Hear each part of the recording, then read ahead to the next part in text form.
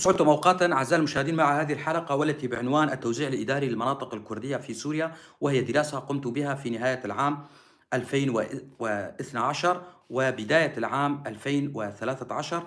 اعتمدت فيها على مصادر سوف أذكر هذه المصادر في نهاية الحلقة. التوزيع الإداري للمناطق الكردية في سوريا.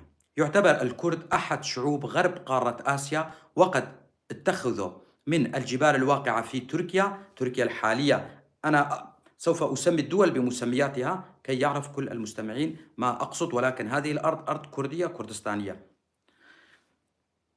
اتخذوا من الجبال الواقعة في تركيا وغرب إيران وشمال العراق وسوريا موطنا لهم منذ القدم، ومع وجود صيغ عديدة للفظة الكرد بما تدل على معان مختلفة. ومنذ العصور القديمة كان هناك شعب تميز بكل المميزات القومية. تقع أرض الكرد في منطقة تتميز بطابعها الجبلي، واشتهرت مقاطعتها في التاريخ القديم بأسماء عديدة مثل سوبير، سوبارتو، كوتيوم، زاموا، كوهستان، بلاد الجبل.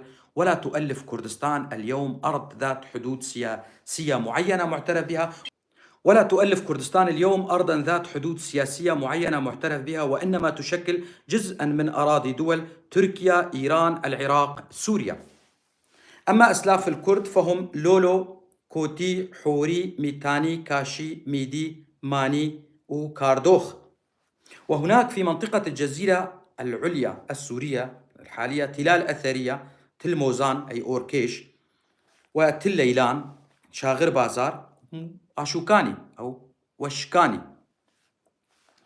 أوركيش تقع بين عامودة وقامشلو، فقد كانت مركز المملكة الحورية في أواخر الألف الثالث قبل الميلاد، كما كانت مدينة دينية مهمة ومركز لعبادة الإله كومباري، الإله الأساسي في الأساطير الحورية. وامتد نطاقها من مثلث الخابور حتى نهر ديالا، وشملت شمال بلاد آشور والمناطق الجبلية جنوب بحيرة وان. واستطاع سوشتتر توحيد مملكة ميتاني، ومناطق نفوذه امتدت من جبال زاغروس وحتى البحر الأبيض المتوسط. وكانت عاصمة سوشتتر هي مدينة وشكاني أو واشوكاني أي رأس العين، عربت إلى رأس العين في محافظة حسكة، والمحتلة حاليا من قبل تركيا ومرتزقتها من الجيش الوطني السوري. أما أهم الحكومات الكردية في العهد الإسلامي فقد كانت روادية، سالارية، حسنوية، شدادية، دوستكية أو مروانية نفس الشيء، ليرية، أردلانية، وإمارات أخرى أيضا. أما الدولة الدوستكية الكردية تأسست عام 982 للميلاد، ومؤسسها هو باز دوستك، وشمل حكم الدولة الدوستكية الكردية كافة الأراضي الواقعة في ولاية آمد بين قوسين ديار بكر وماردين سيرت بتليس، وقسما من ولاية موش وقضاء أرجيش، وأجزاء من الزاك ورها، وقسم من منطقة الجزيرة في غرب كردستان شملت منطقة سريكانية بين قوسين رأس العين حتى نهر دجلة، والتي تقع فيها الآن مدن درباسية، عامودة، قامشلو، ديريك.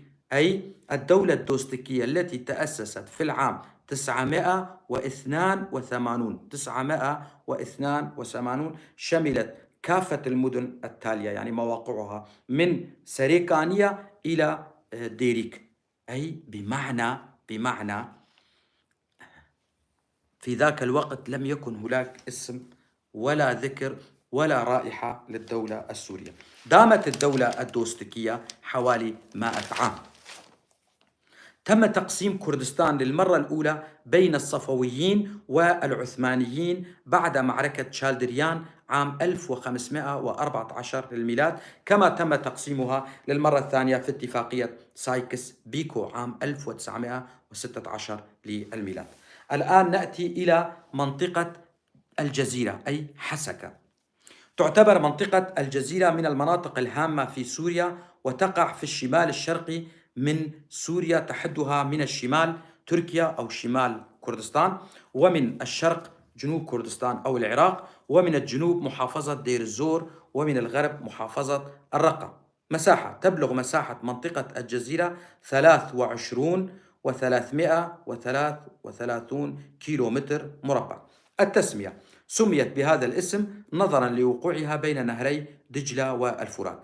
أهمية منطقة الجزيرة: تأتي أهمية منطقة الجزيرة من أهميتها التاريخية والطبيعية والبشرية والاقتصادية، إذ نشأت في أراضيها حضارات دلت عليها الآثار المكتشفة حديثا، ويشهد على هذا مئات التلال المنتشرة في سهول المنطقة، وهذه التلال هي بقايا مواقع لتجمعات بشرية قديمة. ومدينة الحسكة أو هسكة هي مركز محافظة الجزيرة السورية، يمرها نهر الخابور، وتتكون الحسكة إداريا من 4 مناطق، وهي: 1. الحسكة، وتتبعها نواحي مرقدة، بئر الحلو، العريشة، الشدادة وتلتمر. 2. منطقة سريكانية أي بين قوسين رأس العين، وتتبعها ناحية ترباسية وزرقان، زرقان أيضا تم تعريبها إلى أبو رأسين. 3. منطقة قامشلي أو قامشلو، لا فرق، كلاهما اسم كردي، وتتبعها نواحي عامودة، تلحميس، تربسبية، تربسبية أيضا تم تعريبها إلى قحطانية. 4. منطقة ديريك بين قوسين المالكية، وتتبعها نواحي تشل آغا المعربة إلى الجوادية، وتلكوشر المعربة إلى اليعروبية. السكان: بلغ عدد سكان محافظة حسكة حسب إحصاء عام 1997 1,198,000 نسمة. نسبة الكرد في محافظة الحسكة عموما هي 64% على الأقل. تسمية الحسكة: هناك أكثر من رأي لهذه التسمية، فمنهم من قال أن المكان كان مليئا بشوك اسمه حسك، ومنهم من قال أنه كان يوجد قارب على الخابور كان يسمونه حسكة، كان الناس يعبرون عليه من شمال النهر إلى جنوبه حيث الطريق إلى دير الزور. وهناك رأي ثالث يقول أن الخابور الذي يعبرها غرب الثكنة الحالية تقع على أنقاض المدينة التاريخية، يشكل ما يشبه الحسكة التي نراها في القمح والشعير، وتشكل ما يشبه صنارة جص الصيد. وكلمة الحسكة يقال بأنها مشتقة من الشوك. أما الرأي الغالب فإن أصل تسمية حسكة يأتي من أن السكان هسكة الأصليون هم أحفاد الكرد الهوريين والسوبارتيين، وهم بناتها الأوائل. إنهم الكرد الإيزيديين الشمسانيين الذين تذكرهم المصادر التاريخية بالبير تايون، أي رجال الدين الشمسانيين، وهم الذين ذكرهم عالم الآثار وأستاذ التاريخ في جامعة لندن العالم ديفيد أوتس، وقال عنهم أنهم كانوا يهرولون إلى معبد الشمس في الصباح الباكر مرتدين ملابسهم البيضاء، وقد بنيت الكنيسة الكلدانية على أنقاض المعبد الشمساني الإيزيدي. بعد الاستعمار الفرنسي الذي بنى معسكره في مدينة هسكة الكردستانية، استقبلوا الناجين من المذابح التركية الطورانية في القرن الماضي، ولم يكن وقتها هناك تواجد للعرب في المدينة سوى بعض العرب الرحل من رعاة الغنم الذين كانوا يخيمون في أطراف المدينة. طبعا هنالك شهادة تاريخية لعزت سليم بيك حيث كان موظفا في الدولة العثمانية، كان موظفا في ماردين، يقول التالي: أنه في نهاية القرن التاسع عشر بداية القرن العشرين أنه كان كلامه يقول التالي: كان ماردين مركز حكومة، وكان بين ماردين ودير الزور حوالي 200 كيلومتر، المسافة طويلة، كانوا يذهبون إلى دير الزور بالبغال والحمير. هو يقول بأنه من ماردين إلى الخابور لم يكن هنالك إلا بضع قرى للأكراد، أين في سريكانية، يعني مقابلها يقال عنه جيلان فينار في شمال كردستان أو تركيا، ومنطقة عامودة حاليا، وحتى نصيبين بعض قرى الأكراد. ويقول كان هنالك بعض الأعراب الشواية متناثرين مبعثرين جنوب نهر الخابور. هكذا تقول الشخصية التشاتشانية الغير كردية. هذه هي شهادته، عزت سليم بيك. على كل، يذكر عالم الآثار الفرنسي جان ماري دوران بأن مملكة كردا التي كانت عاصمتها شنغال، وكانت تضم كامل الجزيرة الكردية مزرعة بوطان، وتضم حتى مدينة دير الزور، هو يقول كذلك، حتى حدود مدينة يمخاد أي حلب، هذه مملكة كردة. والأهم من كل هذا هو أن الكرد البيرتايون الذين تحدث عنهم العالم ديفيد أوتسن هم بالتحديد العشيرة الإيزيدية الهسكانية، وتمت تسمية مدينتهم على اسم عشيرتهم هسكا. وكانت هذه العشيرة العريقة منتشرة في كامل الجزيرة الكردية من شنغال إلى هسكا، ومن ضمنها ما تسمى شدادة. بناء الحسكة، متى تم بناء الحسكة كمدينة؟ في عام 1908 جاء المكان تجار من قلعة مرا التي تقع بين مدينتي ماردين ودير الزعفران في شمال كردستان أو تركيا، حيث بنوا أكثر من 10 دكاكين بجانب التل من جهة الغرب. ومنذ ذلك الوقت بدأت ترتسم معالم المدينة، وتزايد أعداد الفارين إليها إثر مذابح سفربرلك عام 1915 للميلاد، والتي شملت المسيحيين من آمد وماردين وطور عابدين وتياري وهكاري ورها وحران ونصيبين. طبعا كانت هنالك قرى وتجمعات في ذلك المكان، ولكن القصد هو بناء المدينة ذاتها.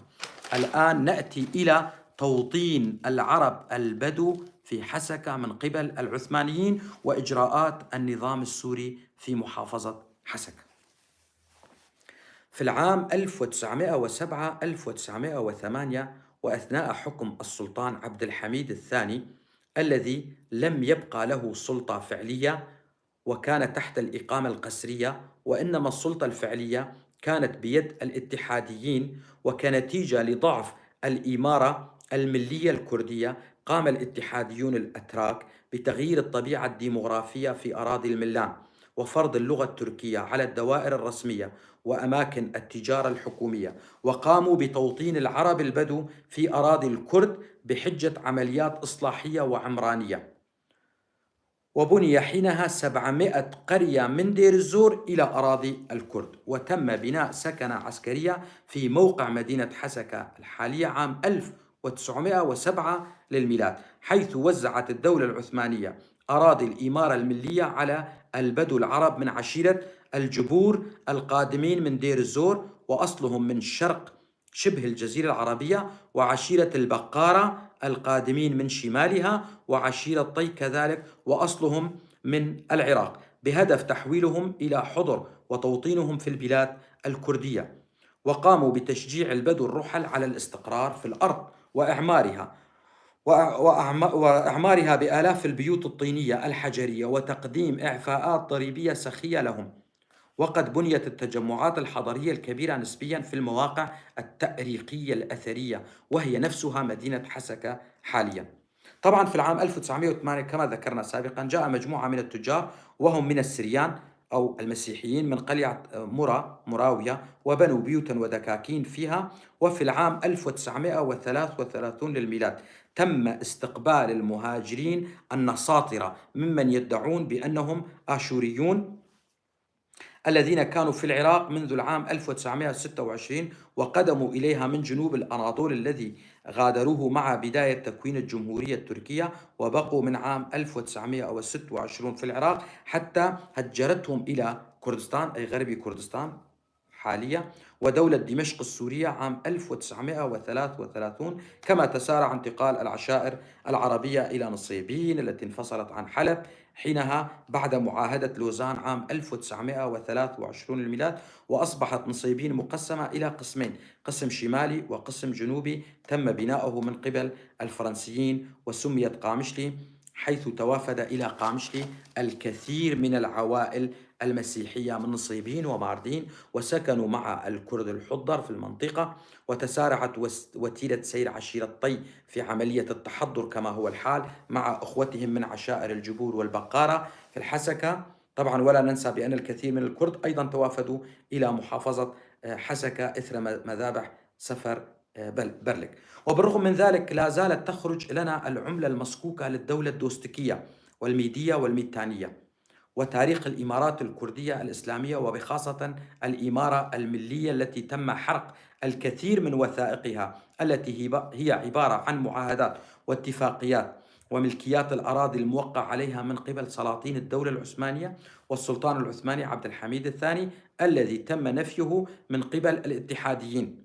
لكن لا تزال معاهدة العشائر العربية وتواقيعهم موجودة في الأرشيف الفرنسي الذي تعهدوا فيه بعدم الاعتداء على حدود الإمارة الملية الممتدة غربا حتى نهر البليخ في الرقة. كما استغلت بعض قبائل البدو في منتصف الأربعينيات دخول الجراد إلى الأراضي الزراعية الكردية، وهاجمت عشيرة البقارة أي البقارة منطقة درباسية من الجنوب والغرب أي قطاع عشيرة كيكان، وجرت معارك بين الطرفين انتهت بهزيمة المهاجمين. وفي نفس العام هاجمت عشيرة الجبور منطقة ميرسينيا، وأيضا تم دحر مهاجمين. في العام 1965 للميلاد تم تقرير مشروع الحزام العربي من قبل الحكومة السورية تنفيذا لتوصيات محمد طلب هلال، وتم بموجبه جلب العرب المغمورة أراضيهم بمياه سد الفرات وتوطينهم في منطقة الجزيرة عام 1973 ابتداء من الحدود العراقية شرقا وحتى سريكانية بين قوسين رأس العين غربا، وامتد الحزام بطول 300 كيلومتر وعرض من 10 إلى 15 كيلومتر، حيث تم سلب أراضي الكرد وعلى طول امتداد المساحة المذكورة وتوزيعها على العرب الغمر وتوطينهم، حيث بلغت قرى الغمر 40 قرية. كما قامت الحكومة السورية بتغيير أسامي المدن والقرى الكردية إلى أسام عربية. بلغ عدد سكان مركز مدينة حسكة وريفها 309,265 نسمة، ومن ضمن هذا العدد سكان مركز مدينة الحسكة الذي يبلغ 228,540 نسمة. يشكل الكرد في مركز المدينة حوالي 40%، 40 إلى 45%، ونفس النسبة أعتقد للعرب، البقية هم مسيحيين. هذا حتى نهاية العام 2012. المساحة تبلغ مساحة مدينة حسكة وريفها 1260 كيلو متر مربع. عدد القرى التابعة لمدينة حسكة 243 قرية ومزرعة. قامشلي وعفرين.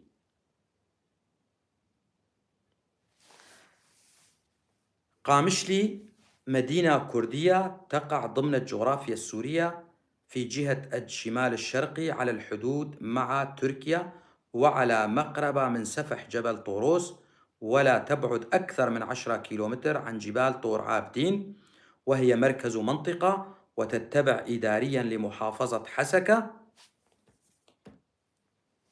وتقع المدينة بالقرب من آثار مدينة أوركش القديمة تلموزان حاليا التابعة للهوريين، يسكنها كرد وعرب وسريان وأرمن واليهود سابقا، وقد تم تخطيطها وبناؤها من قبل الفرنسيين في العام 1926 بسبب الموقع الذي اعتبره الفرنسيون استراتيجيا بسبب وجود نهر جقجق وسكة حديد حلب نصيبين أو ما يسمى خط حديد طوروس، وكان فيها مطبعتان في العام 1960، وأول مطبعة كانت في العام 1946.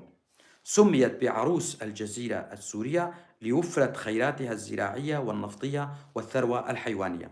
تسمية قامشلي اشتقاقا من كلمة كردية تعني القصب الذي كان يكسو ضفتي نهر جقجق الذي ينحدر من نبعين من جبل طور عابدين في شمال كردستان أو تركيا، مارا بمدينة نصيبين، مجتازا قامشلي مستمرا في جريانه حتى التقائه بنهر الخابور في مدينة حسكة. وقد عرف نهر جقجق في العهد الروماني باسم ميكدونيوس، أما العرب فقد أسموه بالهرماس، وتعد قامشلي حديثة البناء.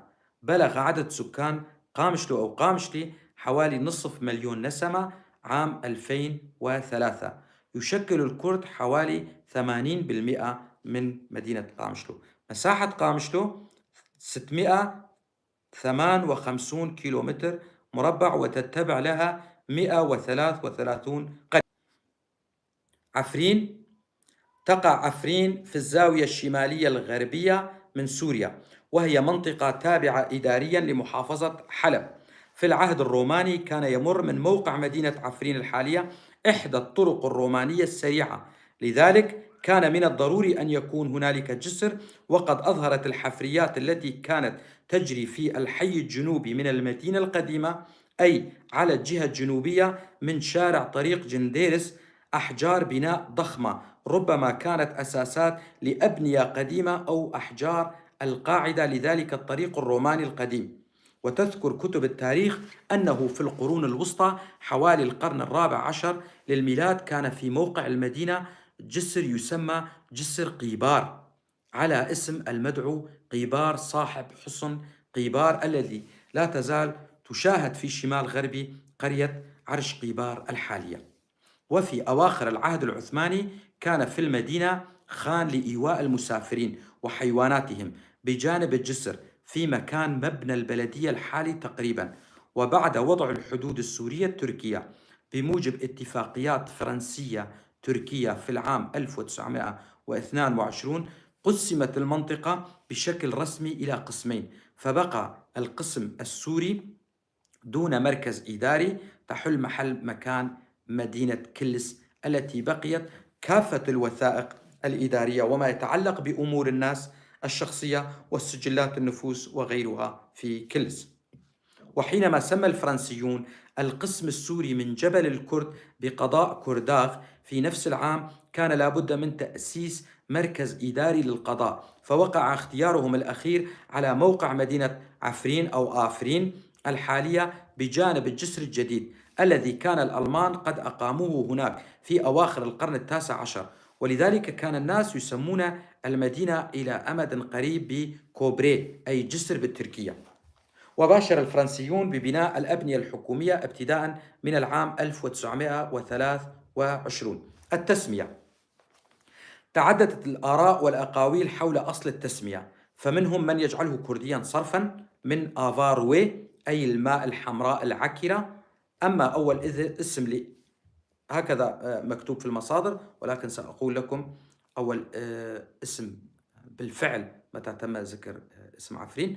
أما ذكر اسم عفرين بشكله الحالي من حيث اللفظ والمعنى فقد جاء في نصوص آشورية تعود إلى القرن التاسع على شكل أبري، وبنفس الشكل تقريبا في نصوص تاريخية للمؤرخ سترابون منذ القرن الخامس قبل الميلاد. ويجمع المؤرخون أن آب تعني الماء في اللغات الآرية القديمة، وهي الكردية الحالية ربما تعني مجرى أو سيل ماء. وهناك من يقول أن تسمية عفرين جاءت من كلمة عفرو وتعني بالآرامية الأرض الخصبة، كما جاء في المعجم الجغرافي السوري المجلد الرابع الصفحة 314. لكن تسمية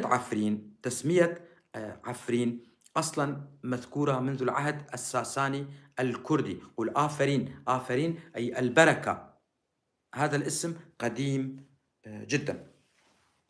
تمتاز عفرين بأشجار الزيتون، وفيها حوالي 18 مليون شجرة زيتون، كما تمتاز بمعالمها الأثرية مثل مغارة دودري والجسر الروماني ونبي هوري وقلعة سمعان وتل عندار الذي يحوي تمثال الأسد وآثار أقدام الإنسان القديم العملاق، كما تتواجد فيها ثروات باطنية كالنفط والحديد وحجر السجيل الزيتي والرخام والكروم والنحاس، كما تمتاز بمياهها الجوفية. ومن أحواضها الرئيسية حوض نبع باسوطة وعين دارة،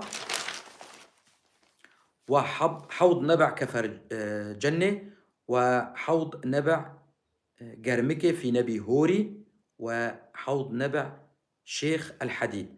السكان. بلغ عدد سكان منطقة عفرين حسب إحصاء عام 2006 نصف مليون نسمة، وتتبعها 7 نواحي مع المركز، يعني هي 6 نواحي مع المركز 7 نواحي، وهي جنديرس، شيخ الحديد، مابطلي، راجو، بلبلة، شران، إضافة طبعا إلى مركز مدينة عفرين. المساحة تبلغ مساحة عفرين 2033 كيلو متر مربع، وتتبعها 366 قرية ومزرعة. عفرين غالبيتها كردية بشكل مطلق، 95% من السكان، ولكن منذ العام 2018 إلى هذا العام، نحن في العام 2014، تم احتلال عفرين من قبل دولة الاحتلال التركي بمساعدة مرتزقتها من المعارضة السورية، ومنذ ذلك العام حتى يومنا هذا يقومون بتهجير الكرد والضغط عليهم وسرقة كل شيء متعلق، حتى سرقة الآثار وتخريب القبور والمزارات للأديان الأخرى كالإيزيدية. لذلك للأسف لم يبقى في عفرين من الكرد إلا نسبة 30%، ربما أقل.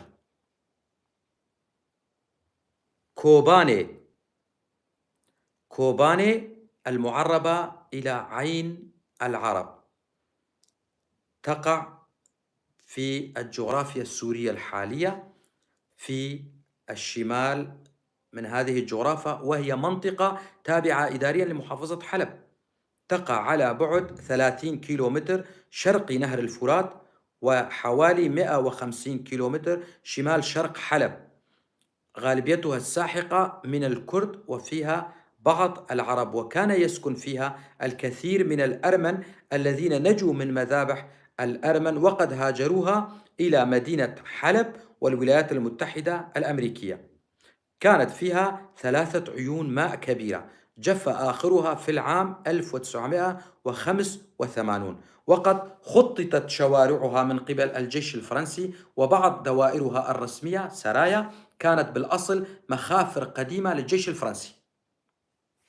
التسمية: كوباني استمدت اسمها من اسم الشركة الألمانية التي أنشأت خط قطار الشرق السريع عام 1912، ولكن هذا الاسم غدا لاحقا عين العرب في إطار سياسة التعريب المتبعة بحق المناطق الكردية.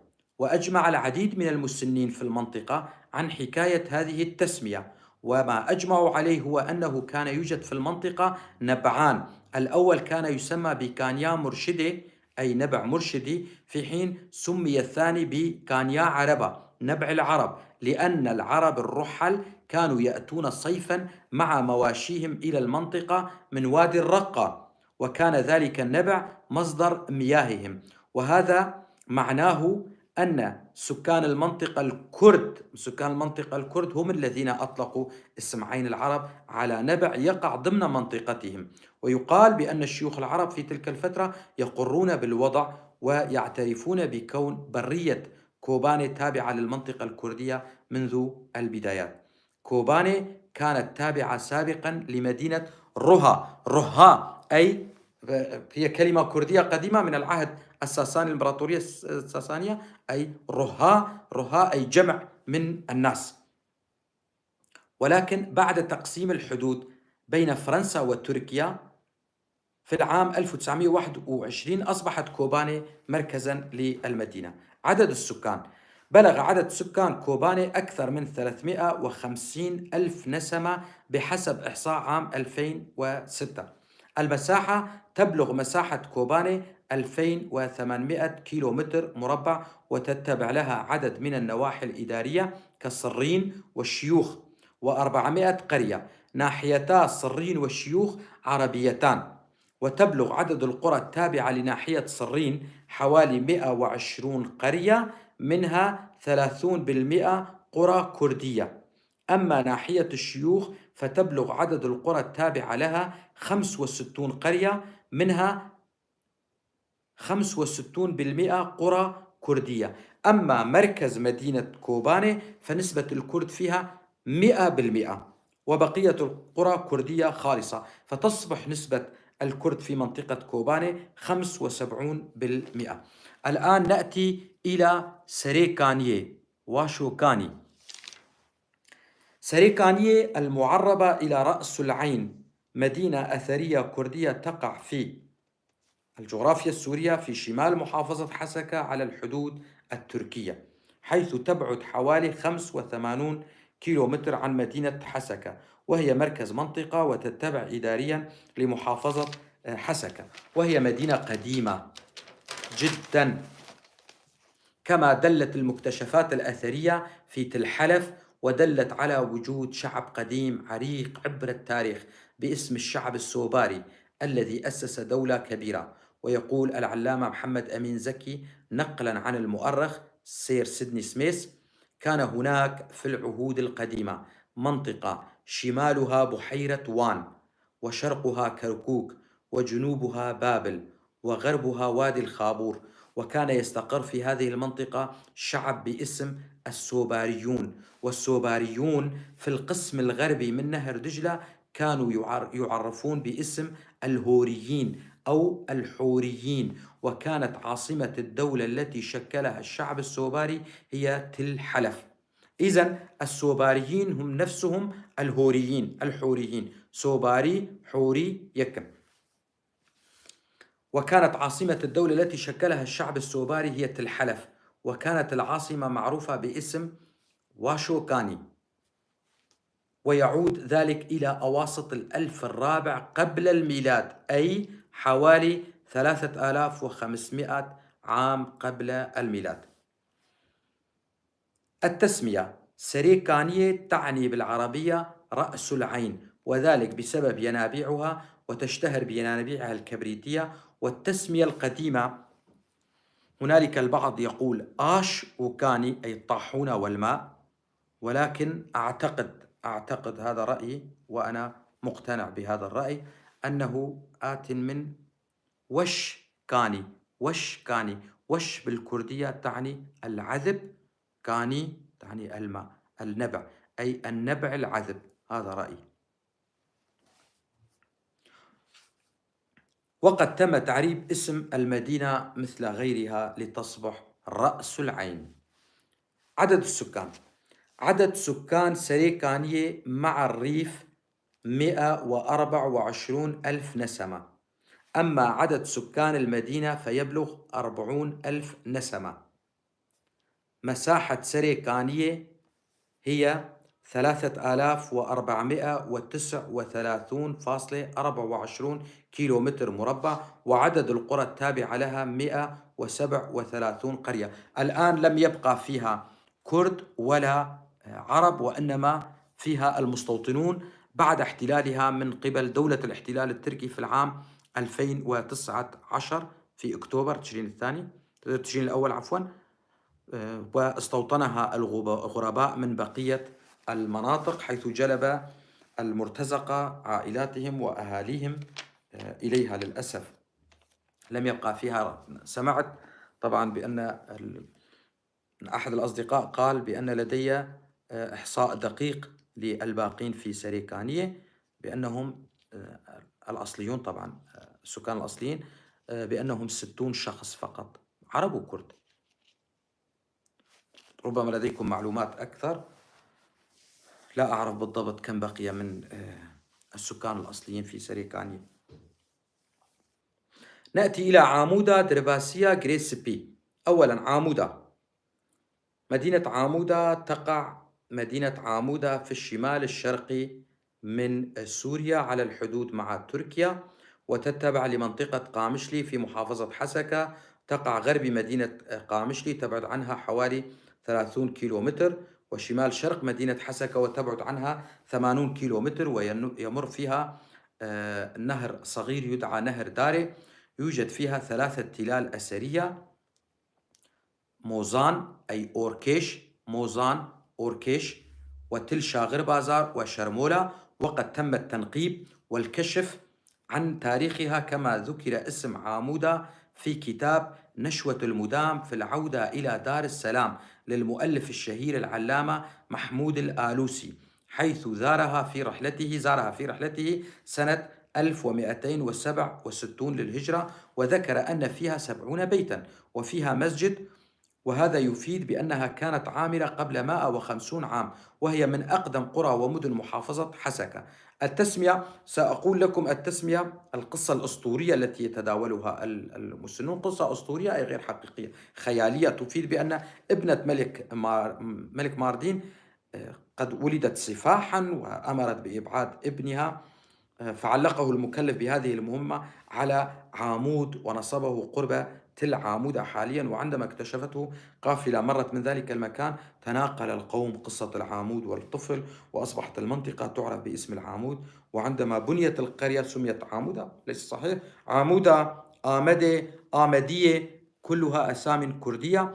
آمد في شمال كردستان، آمودة في غرب كردستان، آمدي في جنوب كردستان، كل هذه الأسامي. وآمد في اللغة البهلوية الكردية، آمد تعني المجيء، آمدشم أي المجيء، كلمة كردية خالصة. عدد السكان حتى العام 2013 بلغ عدد سكان عامودة حوالي 200 ألف نسمة، معظمهم من الكرد، ولا تتعدى نسبة العرب 1%. المساحة، مساحة عامودة 1000 كيلومتر مربع، ويتبع لها عدد من القرى وتبلغ 168 قرية معظمها كردية. درباسية، تقع درباسية شمال شرق سوريا، طبعا هي جزء لا يتجزأ من غرب كردستان، على الحدود مع شمال كردستان أو تركيا، حيث تقع مقابل محطة القطار التي أقيمت في العهد العثماني حوالي عام 1908 لقطار الشرق السريع، عند قرية في شمال كردستان أو تركيا تسمى أيضا درباسية. درباسية تتبع إداريا لمحافظة حسكة، وتتبع لمنطقة سريكانية، وتبعد عنها طبعا عن الحسكة حوالي 80 إلى 85 كيلومتر، وتتوسط مدينة عامودة ومدينة سريكانية. تم بناء درباسية في العام 1931 عندما تم حفر بئر وظهر الماء العذب فيه، وقبل ذلك كانت قرية قرمانة هي العامرة. التسمية، هنالك عدة نظريات تتعلق بالتسمية. السبب الأول يقول هو طبعا هو البناء الجملوني الشكل لمخازن الحبوب الفرنسية. البناء الجملوني الشكل لمخازن الحبوب الفرنسية، الذي كان يسمى بالسريانية دربيس، الذي أقيم بجانب القشلة المخفر الفرنسي، وهو البناء الأول الذي تم تأسيسه ولا زال قائما ومستخدما. طبعا لدينا في مدينة درباسية ذلك البناء الجملوني لمخازن الحبوب طبعا، ونعلم بأنه منذ العهد الفرنسي، يقال بأنه كان يسمى دربيس، لذلك تم تسمية المدينة بدرباسية. الرأي الآخر يقول تعود هذه التسمية لباني القرية الكردية في الجانب التركي، الجانب الكردي الجهة الأخرى المقابلة لمدينة درباسية لدينا، وكان اسمه درباس، هكذا يقال. عدد سكان، بلغ عدد سكان درباسية 110 آلاف نسمة حتى بداية العام 2013. يشكل الكرد فيها أكثر من 97%، والباقي عرب ومسيحية. تتبع لمدينة درباسية 204 قرى، تم ضم 31 قرية منهم لناحية زرقان، والغالبية العظمى من هذه القرى كردية. طبعا لم أذكر قرى المغمورين أو قرى المستوطنين العرب الذين جلبتهم الحكومة السورية وقامت بتوطينهم في منطقة درباسية عام 1973، لسبب بسيط أنهم ليسوا من أهل المنطقة وإنما مستوطنون، لذلك هم غير مشمولين بالإحصاء.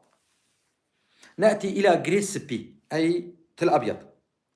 تقع غريسبي تل أبيض على الحدود التركية أي شمال الرقة ب100 كيلو متر، وتتبع إداريا لمحافظة الرقة، وتاريخيا هي جزء لا يتجزأ من غرب كردستان، فهي صلة وصل بين كوباني وسريكانية، يعيش فيها الكرد والعرب والأرمن والتركمان، ويتجاوز عدد سكانها 300 ألف نسمة، ويشكل الكرد أكثر من أي حوالي 100,000. تقع القرى الكردية اعتبارا من جريس بي تل أبيض المركز وغربا حتى الحدود الإدارية لمحافظة حلب، ويبلغ عددها أكثر من 100 قرية. وهناك قرى تقع جنوب أوتوستراد حلب حسكة، ومعظم هذه القرى متواصلة جغرافيا باستثناء بعضها تم استحداثها من قبل النظام بعد العام 1963 أي انقلاب حزب البعث. أما القرى العربية فتقع جنوب وجنوب شرق تل أبيض وبين تل أبيض وسريكانية. تل أبيض المركز فيها حوالي 45% كرد، 45% منها عرب، و10% تركمان وأرمن. جاءت التسمية من تل لونه أبيض بتربة كلسية، وهو موجود شرق المدينة على الطريق الحدودية مع شمال كردستان أو تركيا. مساحة جريسبي تل أبيض 5092 كيلومتر مربع.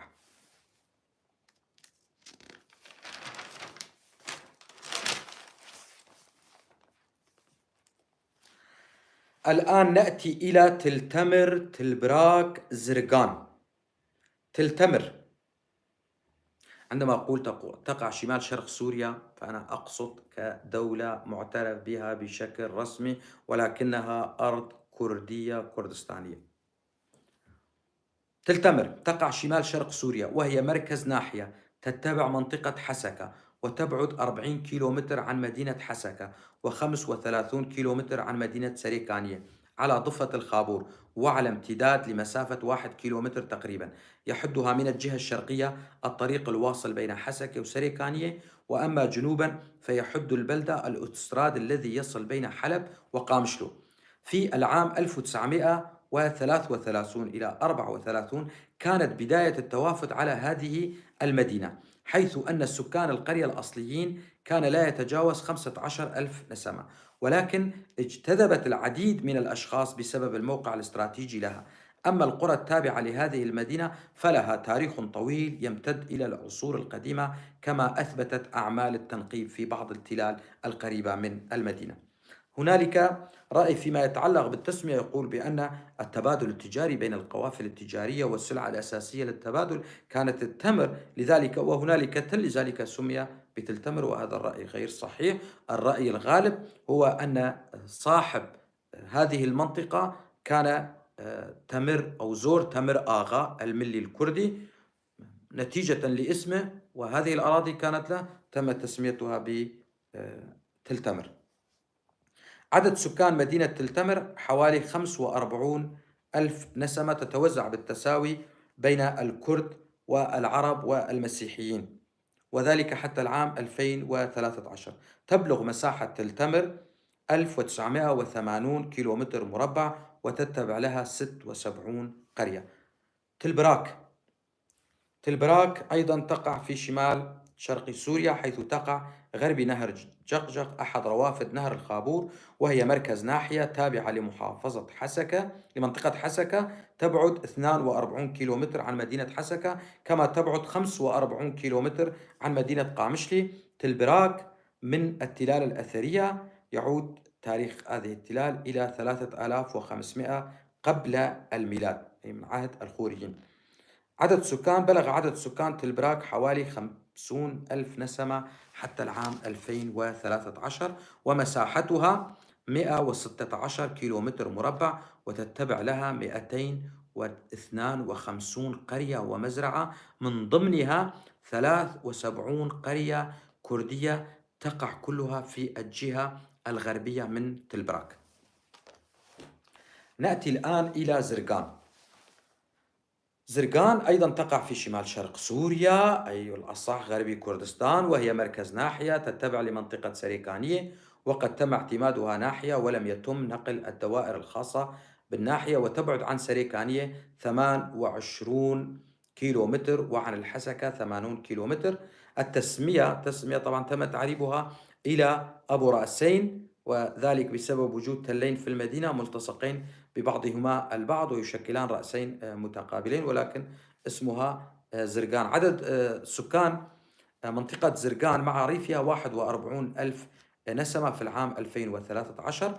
المساحة تبلغ مساحة زرقان أو أبو رأسين 400 كيلومتر مربع، وتتبعها 88 قرية. تربسبية. الآن نأتي إلى تربسبية. طبعا المصيبة والنكتة عندما يقوم نظام شوفيني بتعريب اسم منطقة أو مدينة أو قرية تابعة لشعب أصيل يعيش على أرضه التاريخية، فإنه يعطيها اسما عربيا، بحيث من يسمع هذا الاسم سيظن بأن هذا المكان مكان عربي خالص ليس فيه أحد سوى العرب، مثل القحطانية، العدنانية، القنيطرة، أسدية إلى آخره. المهم نأتي إلى موضوعنا عن تربسبية، وهي مدينة تربسبية التي تقع في شمال شرق سوريا، وهي مركز ناحية تتبع لمنطقة قامشلي في محافظة حسكة، وتبعد حوالي 30 كيلومتر عن قامشلي و70 كيلومتر عن ديريك. يعيش فيها الكرد والعرب والمسيحية، وقد ألحقت بالأراضي السورية عام 1922 باعتبارها جزء من الجزيرة السورية أو مزرعة بوطان، وتجاورها 3 سدود، وهي مزقفت، تشل آغا المعربة إلى الجوادية، دمر قابو المعربة إلى باب الحديد. تسمية. لماذا سميت تربسبية؟ بسبب القبور البيض، حيث كانوا يكسون قبورهم بالكلس الأبيض. طبعا تم تغيير اسمها وتعريبها للقحطانية منذ العام 1969 للميلاد. عدد السكان. بلغ عدد سكان تربسبية مع الريف حوالي 130 ألفا، وذلك حتى العام 2013. أما مساحتها فتبلغ 865 كيلومتر مربع، وتتبع لها 142 قرية. نأتي إلى تشل آغا.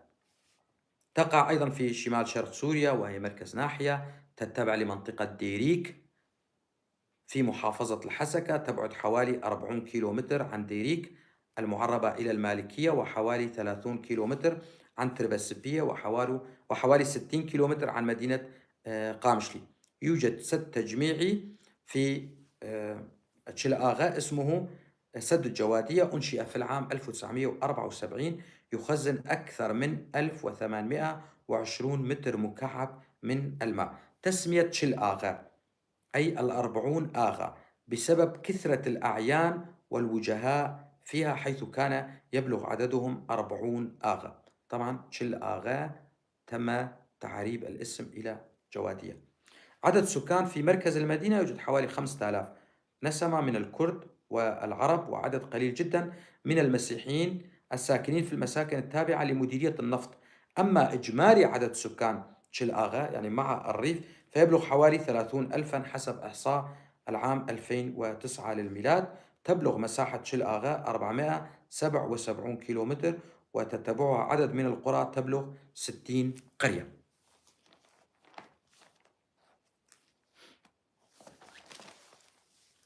جركيلاجي المعربة إلى معبده. جركيلاجي تقع في أقصى الشمال الشرقي من سوريا في غرب كردستان، وهي مركز ناحية تتبع إداريا لمنطقة ديريك في محافظة حسكة. تبعد عن ديريك 25 كيلومتر، وتبعد عن قامشلو 65 كيلومتر. جاءت التسمية بسبب تجمع طائر اللقلق في فصل الربيع فوق التلة الموجودة قرب المدينة، وقد تم تعريب الاسم من جركيلجي إلى معبده. أما الترجمة العربية لجركيلجي هي تلة اللقلق. عدد السكان. بلغ عدد سكان جركيلجي 90 ألفا حتى العام 2013. طبعا نسبة الكرد فيها حوالي 98%. مساحة جركيلجي 102 كيلومتر مربع، تتبع لها 62 قرية. رميلان مدينة عمالية بجانب جركيلجي، تتألف من 3000 وحدة سكنية من الطراز الحديث. تم بناؤها من أجل الموظفين الذين يعملون في آبار النفط، وعدد سكانها 11 ألفا، 40% منهم أبناء المنطقة، و60% منهم موظفين من المحافظات الأخرى. نأتي الآن إلى ديريك. ديريك أيضا في غرب كردستان، تقع في أقصى الشمال الشرقي من سوريا، وتقع على بعد 185 كيلومتر شمال شرق حسكة، و98 كيلومتر شرقي قامشلو، وهي منطقة وتتبع إداريا لمحافظة حسكة، تتمتع بموقع استراتيجي هام من حيث وقوعها في المثلث الحدودي بين سوريا الحالية، تركيا الحالية، وعراق الحالي.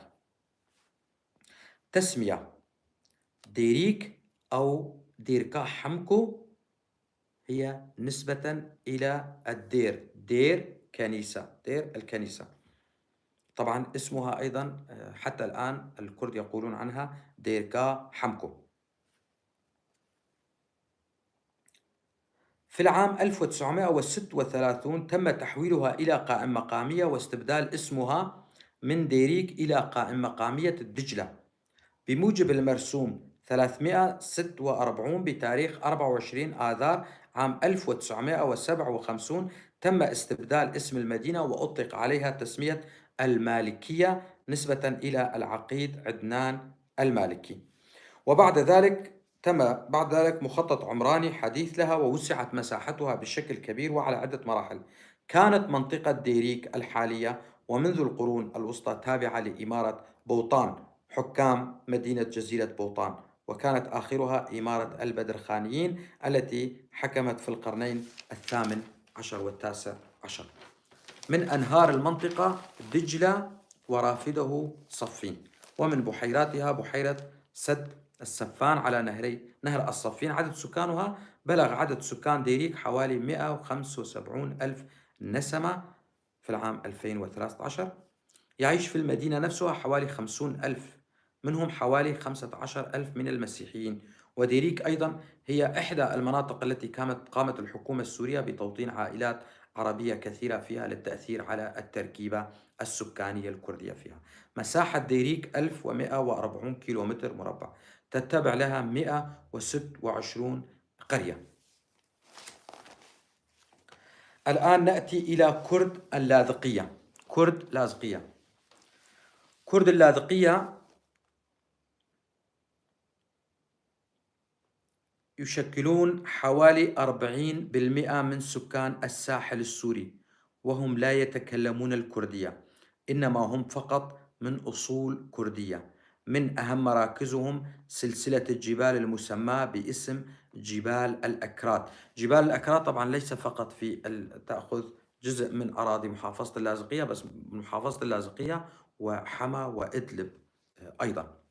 طبعا هم وجودهم قديم جدا قبل الميلاد، ولكن الموجة الأكبر كانت في عهد الدولة الأيوبية عندما جاءوا مع صلاح الدين الأيوبي، والبعض منهم أيوبيو النسب. تركهم صلاح الدين في جبال لاذقية ليشكلوا فرقا عسكرية خفيفة وسريعة الحركة تنهك العدو وتمنعه من الاستقرار في الساحل، بينما تصل الجيوش من الداخل السوري.